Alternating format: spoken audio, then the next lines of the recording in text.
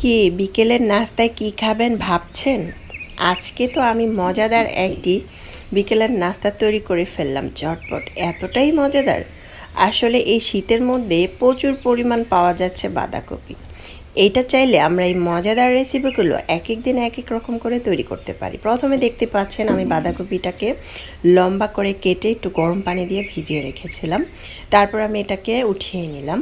তারপরে চুলায় একটি প্যান বসিয়ে এখানে 1 টেবিল চামচ তেল দিয়েছি। তেলটা একটু গরম হয়ে আসলে 1 চিমটি লবণ ছিটিয়ে দিলাম। তারপরে আমি বাঁধাকপিটা দিয়ে দিলাম সাইড করে। দেখতে পাচ্ছেন আমি কি করে দিচ্ছি, আমি গোল শেপ করে দিয়ে দিচ্ছি। তারপর আমি এখানে দিয়ে দিচ্ছি কিছুটা গাজর কুচি, কিছুটা কাঁচামরিচ কুচি, ঝাল যতটুকু খাবেন ততটুকুই দেবেন।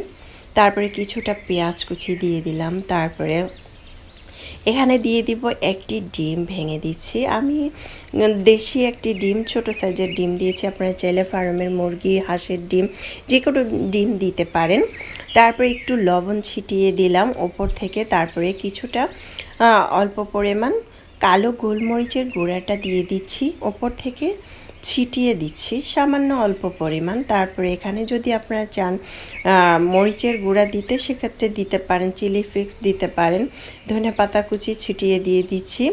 তারপরে এখানে দিয়ে দিব আমি কাঁচামরিচ কুচি। তারপর হচ্ছে সয়া সস, আমি 1 চামচ সয়া সস নিয়ে তারপরে দিয়ে দিলাম। বাসায় সয়া সসটা না থাকলে সেক্ষেত্রে টমেটো সসও দিতে পারেন, অথবা আপনার টমেটো দিতে পারেন। তারপরে কিছুটা মরিচের গুঁড়া 1 চিমটির মতো ছিটিয়ে দিলাম ওপর থেকে। দিয়ে দেখতে পাচ্ছেন আমি ঢাকনা দিয়ে ঢেকে রাখবো প্রায় 3 থেকে 4 মিনিটের মতো। দেখতে পাচ্ছেন অসাধারণ একটি নাস্তার রেসিপি হয়ে গেল। এখন আমি একটি বাটিতে এটাকে পরিবেশন করে নিব। এটা এতটাই মজাদার হয়েছে, বাচ্চা থেকে বড় সবাই চেটেপুটে খেয়ে নেবে।